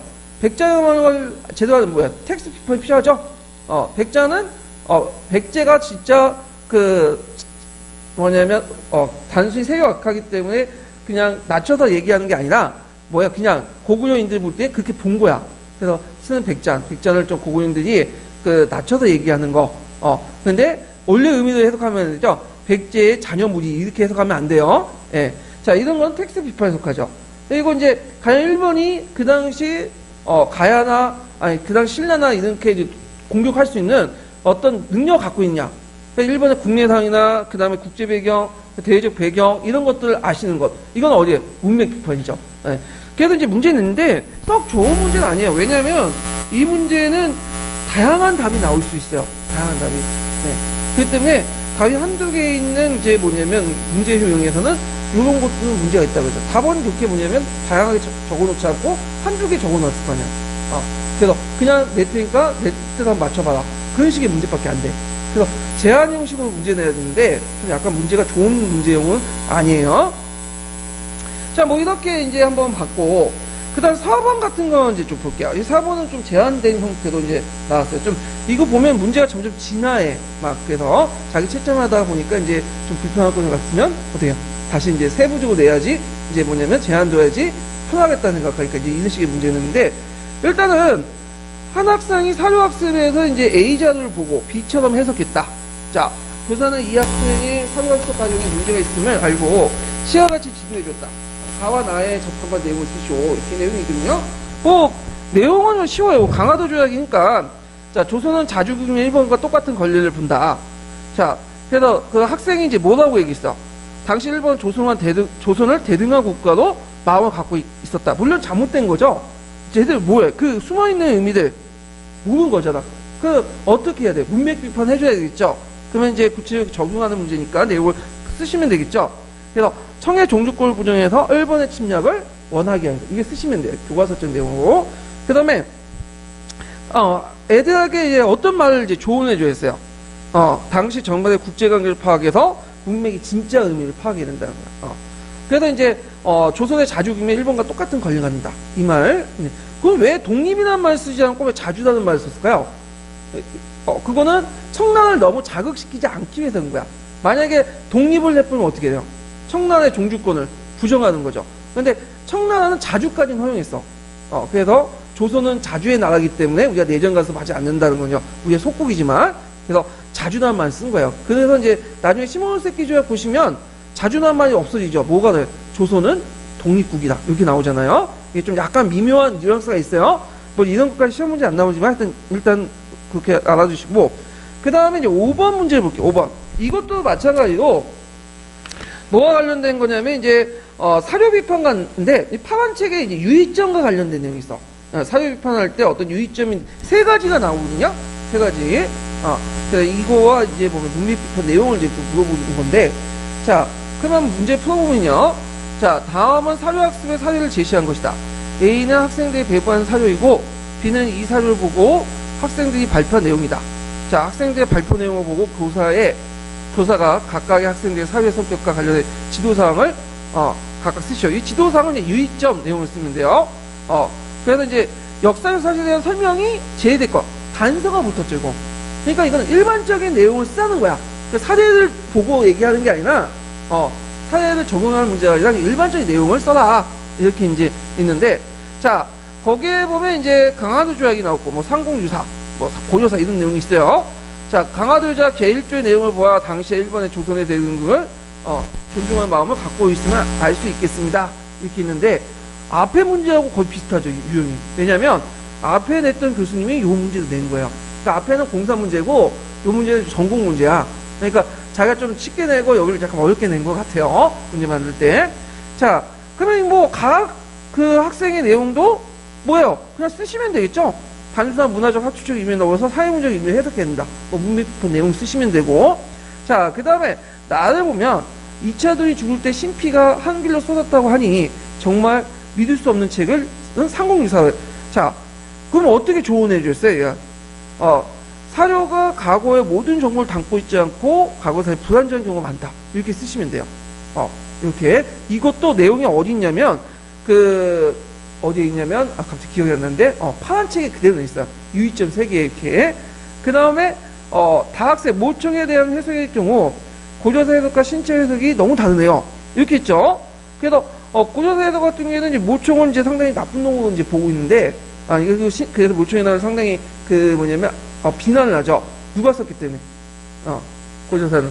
후에 조선왕조가 썼죠? 그렇지만 일단은 이제 조선왕조 입장 올 때도 반란 자체를 좋게 미화하진 않겠죠. 근데 이제 신채호는 그거에 대해서 상당히 안타깝게 생각했어. 누가 안타까울까요? 여기서. 모총의 경고망동에 대해서 비난을 하면서, 그 당시 이제 윤간의 아들이었던 윤원이의 의견이 받아들이지 못한 걸 안타깝게 생각합니다. 상당히 좀 좀 안타까운 마음을 썼다. 좀 약간 의견이 다른 거죠. 자, 그러면 여기에서 이제 학생들에게 어떤 조언을 할까요? 사료를 이용하는 사람에 따라 달리 해석할 수 있다. 이렇게 쓰시면 돼요. 이것도 파란 책 그대로 나와 있어요. 그래서 파란 책 내용을 응용하는 문제야. 이 문제도. 자, 그 다음에 이제 6번 문제인데, 자, 6번이 공사 기출 문제인데 되게 좀 어려워요. 이거는 문제 내갖고 생각해둔 문제 낸 건데, 자, 가에서 제시된 문자 사조의 성격을 고려해서 나를 읽고 나에 드러난 기획의 한 가지 쓰시오. 그리고 가에 이제 니들이 도출할 수 있는 대목을 나에서 찾아서 한 줄로 쓰고 그 의미를 해석할 수 있는 관점을 2가지 쓰시오. 약간 이제 좀 생각을 좀 해야죠. 문장을 꼬여서 만들었는데, 자, 나는 이제 일단 뭘까요? 나준. 오차임이 신분의 기초에 나타난 것인데 쭉 있죠. 이거 어디 나와있냐면 일성론이라는 작품이 나와요. 일성론은 뭐예요? 일성론 일단 추천을 잘 알아야죠. 일성론 언제 만들었죠 이거? 정조가 원래 세손 시기 때 개인 일기 썼던 거죠. 그러다가 정조가 집권하고 나서 국왕의 공식적인 일기가 된 거야. 그러면 이 정조 이후의 사항이죠. 지금 일성론이니까. 그러니까 이제 되게 이제 시기적으로 보면 18세기 말에서 뭐예요? 19세기 넘어가요. 조선 후기 때 얘기야. 그러니까 조선 후기 때 이미 이제 뭐예요? 오차임에서 이제 신분제가 무너진 걸 볼 수가 있는 거죠. 그래서 이게 누가 지배층의 입장에 볼 때는 뭐예요? 상당히 불쾌한 거야. 그래서 그 밑에 보면 시전상이나 군역을 짓는 상인도 소 양반이란 말 한다. 지금도 그렇잖아. 기분 나쁠 때 저 양반 이 양반 하면 싸우잖아요. 예. 그 양반이라는 게 이제 신분의 호칭이 아니라 뭐예요? 그냥 일반적인 호칭으로 이제 보죠. 저도 이제 술집에 들어가나 이제 다른 데 갈 때 사장님 그래요. 제가 사장님도 아닌데. 그러면 이때 사장님이라는 뭘까요? 예? 일반적인 그냥 호칭이야. 그냥 모르는 아저씨한테 갖다 붙이는. 어떤 분은 이제 아줌마라고 하면 좋으니까 요즘에 이모 하더라고요. 이모라는 것도 그냥 일반적 호칭이죠. 이 사람이 진짜 이모가 아니라. 예, 그렇게 이제 보시면 되게요. 자, 그러면 이제 문제 풀어보면, 자, 여기에서 이제 나를 읽고 기억에 들 민중의 의식세계 집단지 얼마 뭘까요? 이제 양반이라고 하고 이제 사장님이라고 그런 건 뭐예요? 신분상승 욕구 뭐 이런 것들 반영할 수 있죠. 신분제가 해해지면서 이런 것들을 이제 볼 수가 있고요. 자, 그 다음에 가에서 니은을 도출할 수 있는 대목에서 나의 한 줄 쓰고 그 의미를 해석하는 간절 쓰요. 사회 내용이 당연히 다양합니다. 여기에서 다양한 의미는 뭘까요? 양반이죠, 양반. 양반을 어떻게 해석할 것이냐? 일단은 우리가 이제 알고 있는 교과서 관점 뭐예요? 조선시대 양반은 문무관리 및 그 일가 친척들을 얘기하죠. 예, 그 양반이라는 거죠.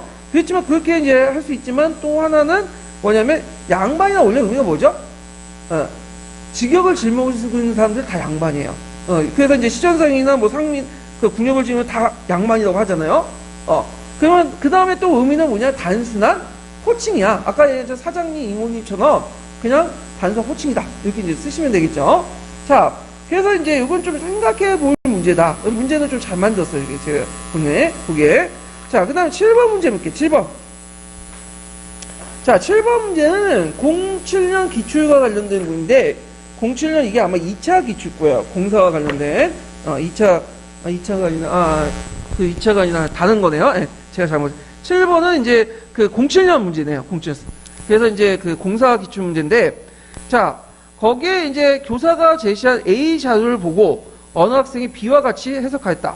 이 학생이 가사류 비판의 어떤 측면을 제대로 수행하지 못한 것이지 쓰고, 그 다음에 나사료에 대한 올바른 사유 비판을 하기 위해서는 어떤 점을 반드시 고려해야 된다. 자, 거기에 보면 이제 일단은 사이토의 문서죠. 이거는 사이토는 어디와 관련돼 있죠? 이 사람은 1920년대 이제 3.1운동이 일어나니까 뭐예요? 문화정치를 했던 그 총특이죠. 네, 1920년대야. 자, 그래서 B 학생의 사료를 보고 어떻게 해석해요? 사이토 총특의 부임은 이제까지 강화적인 무단 통치 끝나고 우리 민족이 이전과 비교되지 않은 정도의 자유와 권리를 보장받았으며 멀지 않아 지방자치도 실시할 수 있게 되었다고 생각한다. 이렇게 하죠. 이 학생이 만약 20년대에 살았으면 아마 친일파 됐던 학생이에요. 그 당시 친일파 대 하는 소리는 그대로 울버된 거죠. 지금의 일베 애들이 그런 소리 해요. 예.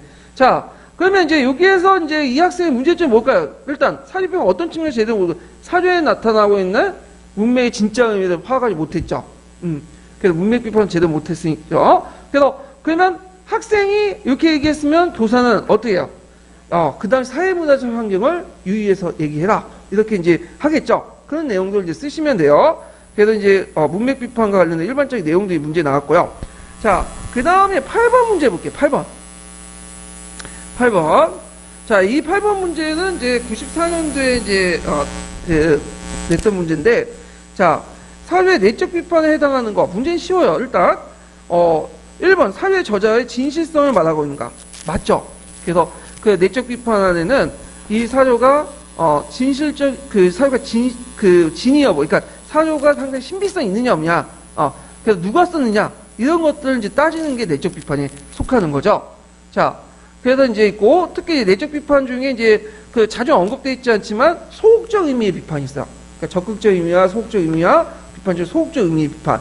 그 다음에 또 텍스트 비판과 연결되어 있죠. 두 가지 범죄에. 자, 그래서 이제 이런 것도 있고, 그 다음에 2번, 3번, 4번은 뭐와 관련된 거냐면, 사회 진위 여부나 뭐 원사조 복구하는 거 그런 것들을 이제 관련된 거기 때문에 이건 뭐와 관련돼? 외적 비판이야. 그래서 내적 비판하고 외적 비판 구분하는 문제예요. 초보적인 문제고요. 자, 그 다음에 뒤에 넘어가서 9번 문제 보죠. 9번. 자, 9번 문제를 보면 이게 이제 09년 2차 기출 문제. 제가 이제 저번에 이걸 보고 이제 좀 약간 헷갈렸는데, 자, 박 교사는 사료 가와 나를 학습 자료로 활용한 수업을 다음과 같이 전개했다. 묻음에 답하시오. 이렇게 했는데, 자, 뭐 이렇게 쭉 있고, 그 일제 강점기에 국내의 다양한 민족 운동이 벌어졌어요. 선생님이 지금 나눠준 자료는 일제 강점기에 어느 민족의 운동가, 그 이후에 일제 통치 방식에 대한 사료랍니다. 일반적인 사료를 자료 활용할 때 사료 자체에 대한 검토가 먼저 이루어졌다. 왜냐하면 밑에는 뭘 써야 되겠어요? 요것도 사료학습의 유의점을 쓰시면 돼요. 유의점. 그 세 가지가 있어요. 세 가지가. 일단, 사실과 견해를 혼용하기 때문에 구분할 필요가 있고, 그 다음에 사료가 만든 사람들이 왜곡이 될 수 있고, 그 다음에 사료의 내용을 사료를 이용할 수 있는 사람은 달리 해석할 수 있다. 이 세 가지 유의점이 있거든요. 암기해 두세요. 파란 책에 있는 내용이고. 자, 그 다음에 이제 나의 비판적 검토, 이렇게 있죠. 그래서 이제부터 공명정당한 정치를 베풀어 형식의 구애 없이 많은 사람들이 편익과 민의의 찬달을 도모하며 조선의 임명, 이건 문화정치와 사이토의 그 이론이죠. 사이토의 연설문. 그래서 나를 비판하면 어때? 일단 뭘 써야 돼? 이건 한국사 기출문제와 관련돼요. 문화정치의 허구성을 쓰면 되겠죠. 허구성. 이건 쉽죠. 한국사에 있는 교과서에 있는 내용들 그대로 쓰시면 되겠죠. 그래서 실제 조선인 관료 임명은 별로 없었고, 지방자치기구의 권한이 별로 없었고, 재산에 따라서 이제 제한으로 한국의 지방자치에 참여하지 않다 등등을 쓰면 돼요. 이거 사조의 내용을 하나하나 비판을 쓰면 돼요. 문화정치에 관련된 내용을 쓰시면 되고, 자, 사료학습의 유용성을 더. 자, 사료학습의 유용성은 이제 일단 되게 많아, 이거. 근데 이거는 제가 이제 어디에다 적어놓은 파란 책에 있는 내용 있죠?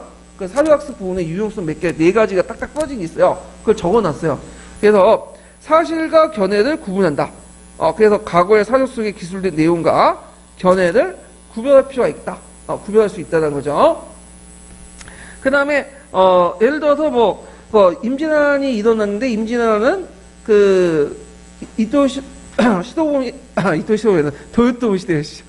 도요토미 시대요시의 어떤 그 야욕 때문에 일어났다. 이렇게 이제 역사가 기술됐어요. 그러면 요게 사실은 뭐였어요? 1592년에 임진왜란이 일어났다는 거죠. 그 다음에 견해는 뭘 보면 도요토미 시대요시의 어떤 야욕 때문에 일어났다. 이게 견해죠. 이걸 구분할 수 있다는 거야. 자, 그 다음에 사료학습은 항상 지식의 가정을 강조해. 생성, 그 다음에 경험, 이런 것들을 강조하죠. 그래서, 균형적인 시각을 또 양성할 수 있고, 이렇게 있고, 그리고 사료 속의 과거의 질문을 자극해서 해답을 구할 수 있고요. 현재 문제를 해결할 수 있고, 그 다음에, 역사적 관점을 배양할 수 있다. 그래서 사료를 해석하는 과정에서 각각 사료를 보는 관점에서 비교학습이 또 가능하죠. 등등 이렇게 쓰시면 돼요. 그래서 이거는 뭐 어려운 건 아니에요. 자, 그래서 이렇게 이제 봤고요. 그 다음에 넘어가서 연구방법론 들어갈게요. 자, 이 연구방법론은 뭐냐면, 이거는 이제 연구방법론 하면 교수학습방법론이라고 생각하면 안 돼요. 이건 뭐냐면 역사학이나 역사교육에서 어떤 논문이라든지 어떤 것들을 쓸 때 그걸 하는, 학술적인 방법론을 얘기하는 거야, 지금. 그 질적 연구 방법, 양적 연구 방법, 이런 것들 있죠? 예. 요 관련된 부분은, 지금 거의 안 나온다고 보시면 돼요. 그래갖고, 제가 이제 그것도 까마득이, 13년에 한번 나오고, 지금까지 안 나왔어. 그래서 나올지 안 나올지는 잘 모르겠는데, 일단 기출 빈도도 적고, 좀 약간, 좀 오래된 그 부분이 안 나왔고요. 그래서 지금까지 한 3문제 정도 나왔거든요. 주로 나온 것이 이제 뭐냐면, 질적 연구, 양적 연구, 그 다음에 주로 질주 연구 방법 같은 거 있죠. 그래서 이런 거와 관련된 내용들, 기본적인 내용들만 좀 나왔어요. 그래서 이 연구 방법론과 관련된 그 내용들은 어디에 있냐면, 파란 책하고, 그 다음에 남색 책 부분에 있어요. 파란 책하고 남색 책 부분이요. 파란 책 부분이 이제 좀 잘 정리가 됐어. 그래서 파란 책이 현장 연구와 또 연결돼갖고 이제 문제가 예전에 또 한번 나왔고 그러는데, 자, 그러면 일단 문제들 풀어볼게요. 문제들. 자, 1번을 보면 사회과학적 연구방법론과 관련된 해석학적 연구방법의 특징을 쓰시오. 자, 이게 93년도 기출문제인데 요거는 아마 역사과와 일반 사회과 같이 냈을 거야, 아마 공통된. 왜냐면 그 당시에는 이제 그 예전 객관식 문제 있죠. 92년부터 해서 96년까지 객관식 기출문제는 역사과 단독으로 낸 게 아니에요. 거기 하면 역사, 일사, 지리, 윤리까지 다 포함되어 있거든요. 아마 이제 그 상치 과목들이 많다 보니까 그렇게 이제 같이 낸 것 같은데 아마 이게 같이 포함되어 있을 거야. 이거는 단독 문제가 아니라 일사과 단독 문제, 일사과하고 같이 낸 것 같은데. 자, 1번 보면 경험적 자료다 개정하여 분석한다. 이건 양적 연구 방법이죠. 양적. 해석학적 연구 방법은 양적의 질적, 일단. 질적이잖아요. 예. 그 다음에 2번 보면 인간 행동의 의미를 파악한다. 이건 질적 연구 방법이죠. 그 다음에 3번은 개념적 조작적 정의가 필요하다. 이건 양적 연구 방법이야. 그럼 개념의 조작적 정의가 뭐냐? 여기에서 조작이라는 말은 항상 나쁜 의도로 보죠. 뭔가 사실을 왜곡시키고 뭔가 음모를 꾸미고. 근데 여기에서 조작이라는 건 뭐냐면 국어사전 찾아보시면 이렇게 나와 있어요. 원래 개념을 의미를 사회에 맞게 재정의한 개념이야. 조작이라는 거는 우리가 생각하는 그런 부정적인 의미의 조작이 아니에요. 예. 그래서 이제 예를 들어 갖고 소금은 용해성을 가진다. 이런 개념이 있잖아. 그럼 애들한테 이거 어렵죠? 소금은 용해성을 가진다. 용해성이 뭐야? 그럼 풀어 설명해줘야지. 그러면 소금은 물에 넣었더니 녹았다. 이런 식으로 정의를 하는 거죠. 재정의를. 자, 그런데 이거는 주로 이제 보편적인 가진 개념을 가지고 이제 하기 때문에 양적 연구 방법에 속한다고 그래요. 자, 그러면 4번을 보면 사회 형성에 관한 일반적인 법칙을 발견해 주목적. 이거는 당연히 양적 연구죠. 그래서 이제 있고, 그럼 여기에서 이제 문제의 핵심 뭐야? 이게 양적 연구 방법인지 질적 연구 방법인지 구별하죠. 그래서 뒤에 후속 문제도 다 그 줄기거든요. 그래서 그 남색 책하고 그다음 파란 책 보시면 양적 연구 방법과 질적 연구가 차이점이 쭉 나와요. 그걸 좀 구분하셔야 돼. 정리해갖고. 그래서 제가 이제 그 876페이지에 친절하게 그 양적 방법론과 질적 방법론 어떤 것도 있고 그 어떤 목표 방법 특징 활동 이런 것들을 정리 쭉 해놨어요. 비판점이 뭔지 그것만 외워두시고 들어가셔도 1점은 건질 수 있어요. 1, 2점은. 예. 자, 그 다음에 이제 구체 설명은 이제 안 할게요. 이거는 그냥 문제를 풀어보니까 2번을 볼게요. 2번. 자, 밑줄진 가와 같은데 연구 방법을 뭐라고 하며 그 어떤 교사가 조선전기 때 그 3사의 기능을 설명할 때 비교 방식으로 교수 내용지를 사용한다면 다음 설명에 이어진 나의 내용을 설명을 세우시오. 이렇게 있거든요. 자, 여기에서 가는 뭐냐? 수업에 대한 참여 관찰 및 기록, 면담, 녹음이나 녹화를 토대로 했다. 이렇게 있는데, 요거에 대해서 이제 두 가지 의견이 있었어요. 이게 02년 기출문제인데, 저도 이게 썼거든요. 여기, 그 02년도에 이제 해서 했는데, 제가 이제 답을 뭐라고 썼냐면, 현장 연구를 썼어. 현장 연구. 왜냐하면 그 파란 책에 그대 현장 연구와 관련된 내용이 있는데, 근데 또 어떤 분은 이제 이걸 뭐라고 얘기하냐면, 그 질적 방법론이네. 예. 현장 연구에 양적 방법론이 있고 질적 방법론이 있죠? 그래서 요거와 관련된 것은, 엄밀히면 현장 연구보단 현장 연구 너무 포괄적이고, 요거와 한정돼서 얘기할 때는 질적 연구 방법이다. 아마 제 생각에는 질적 연구 방법론이 정확한 것 같아요. 왜냐면 이게 그 현장 연구 자체가 두 가지 방법이 있어요. 양적 연구, 질적 연구. 파란 책에 명시되어 있고, 거기에 이제 파란 책에 보면 잘 읽어보시면 양적 연구 방법은 현장 연구를 되게 까거든요? 그리고 질적 연구 방법은 상당히 올려줘. 막, 쉬워주고. 그래가지고, 이게 질적 방법론이 이제 정확할 수 있다. 볼 수가 있고요. 그래서 문제를 풀어보시면 예전에 우리가 09년부터 13년까지 기출문제는 딱 답이 정해져 있어요. 이거는 뭐 가타부터 얘기할 수 없는데 그 전이나 그 후는 실제 답이 몰라. 정확한 건. 다만 이제 근거를 가지고 예측을 하거든요. 그래서 딱 예측이 딱 떨어지는 건 모르겠는데 이와 같이 좀 문제가 되는 것도 있어요. 그래서 그걸 감안해서 좀 해석 여부니까 그걸 좀 파악을 해두시고요. 자, 그 다음에 어떤 교사가 이제 조선전기 3사의 기능을 설명할 때 비교 방식으로 교수 내용을 교수 내용지를 사용한다면 나의 설명 방식을 얘기해 보시오. 이렇게 있는데 요게 이제 비교라는 건 유사점과 차이점인데 제가 아무리 머리에 굴려도 절대 유사점이 안 나와. 왜냐면 3사는 그 이름만 동일하지 뭐예요? 다르죠. 여러분들 고조시대 3사 뭐예요? 예? 거기 재정기구잖아. 송나라의 영향을 받아서. 근데 이에 반해서 이제 그 뭐냐면 조선시대 3사는 뭐죠? 언론과 감찰기구죠. 그러니까 유사점이 거의 안 나오죠. 그러니까 이게 대조 방식이 되지. A와 B의 유사점과 차이점이 있는 게 아니라 A와 B가 다르잖아. 그러니까 이거는 뭐의 문제점일까요? 여러분들 이제 비교학습의 문제점 중에 비교의 대상과 초점을 명확히 해야 돼. 이게 대표적인 거지. 근데 비교학습이 안 돼, 이거는. 이건 대조를 해야지.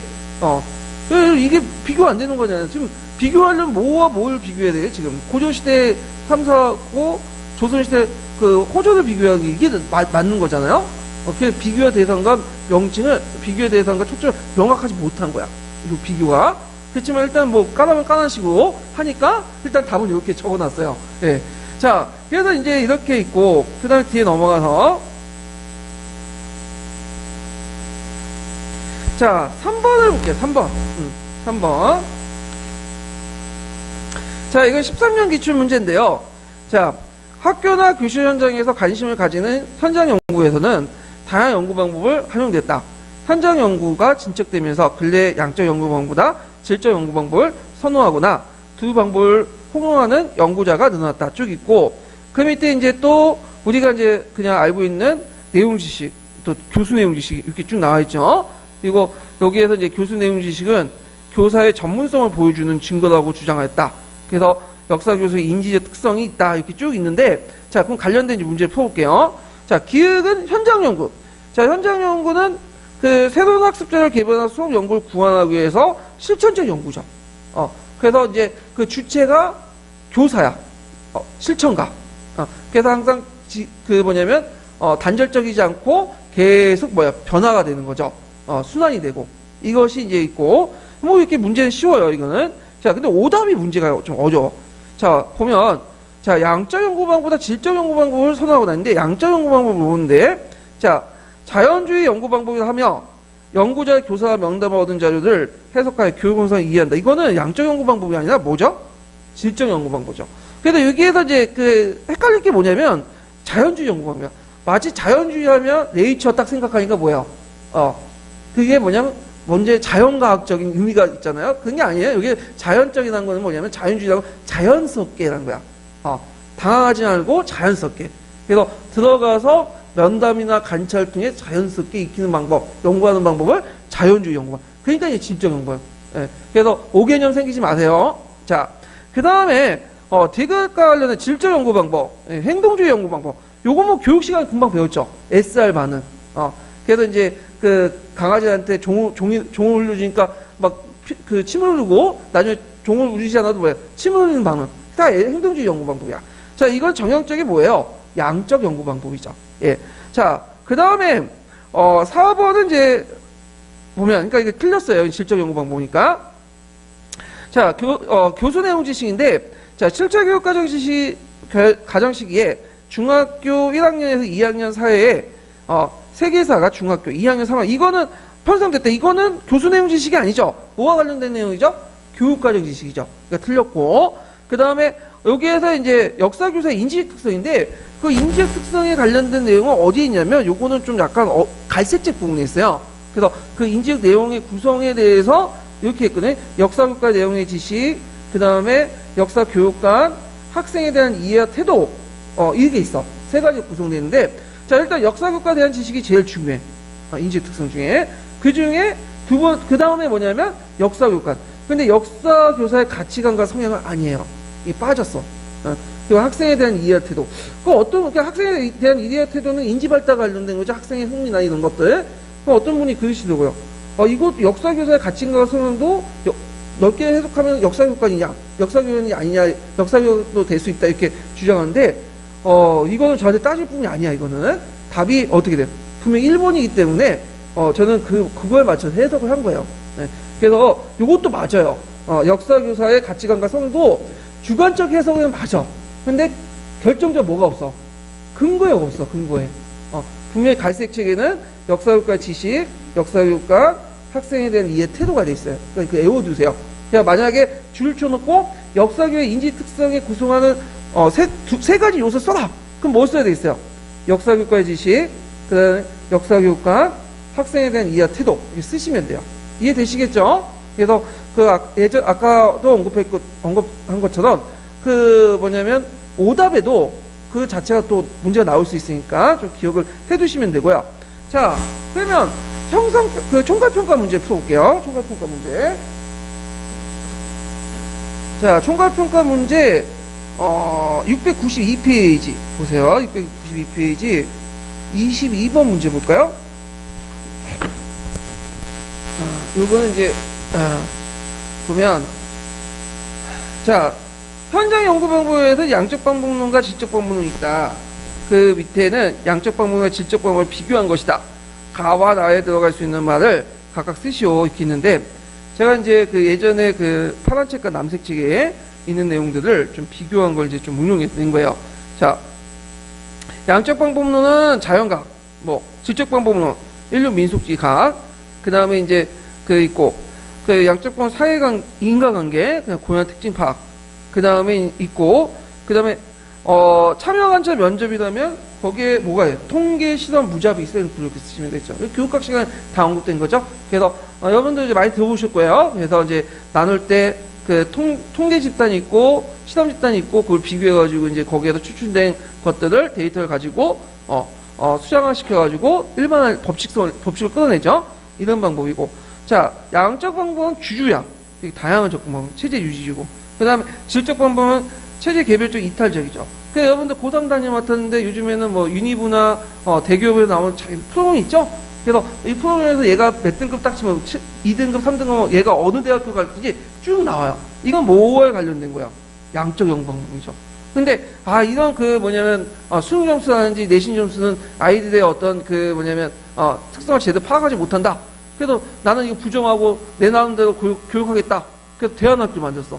이건 어디에 속하죠? 질적 방법이죠. 여기는 앞에는 체제적이지만 체제 수능적이지만 뒤에는 뭐예요? 체제를 벗어나는 거죠. 그 아이들 인생이 어떻게 될지 모르겠지만, 예. 그래서 이런 것들이 있고요. 그 다음에 이제 그 양적 연구 방법의 그 뭐냐면 활동 보면 일단 뭐 모델을 만들고 그 양적 수치를 이제 하고요. 수학적 계산이 필요하죠. 자, 근데 이에 반해서 이제 그 질적 연구 방법은 우리 자주 하는 거 수학 관찰, 녹화 면접, 뭐 동료들 토론 이런 것들을 쭉 쓰시면 돼요. 자, 그래서 양적 연구 방법의 비판은 이제 뭐냐면 자연과학적 모델이 역사학과 인문과학에 접합하지 않는다는 거. 왜냐면 이거는 양적 방법론은 뭐예요? 자연과학에 나오죠. 사회과학과 인문학이 비판 적용하지 않고요. 그 다음에 질적 연구 방법은 그 연성 연구 방법이라 한 것처럼 객관성과 타당성이 너무 떨어져. 되게 주관적이야. 그래서 이걸 알 수 있는 게 지금 국영수 카페나 지금 북선역 카페 보면 이제 인고티오가 이제 바닥이 나니까 막 문재인 비판을 하잖아요. 욕하고. 그 예전에는 찬양했던 분들이 왜 이렇게 비판하고 욕하는지 몰라. 그러니까 거기만 들락거리면 마치 문재인의 지지율이 뭐야? 팍팍 떨어진 걸로 알아. 근데 지금 문재인 지지율이 뭐야? 적어도 78%에서 뭐야? 80% 올라가죠. 이건 뭐가요? 이건 질적 방법의 문제점이야. 네. 무슨 말인지 아시겠죠? 자, 그래서 이제 이렇게 이제 기억을 해두시면 되고요. 자, 좀 쉬었다가 사학사 부분을 넘어갈게요.